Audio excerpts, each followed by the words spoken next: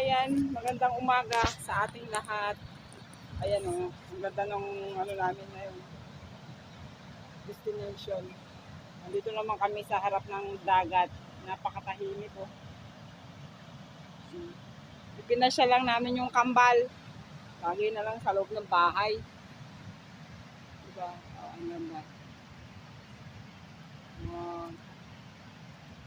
Napakatahimik. Isang babae dun na naglalakad. Pero low tide siya, pero malakas ang alon. Diba? Okay.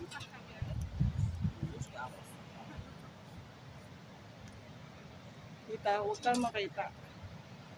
O, diba?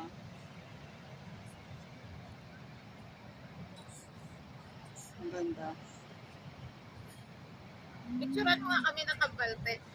Dalawa sila dito. Ganun to.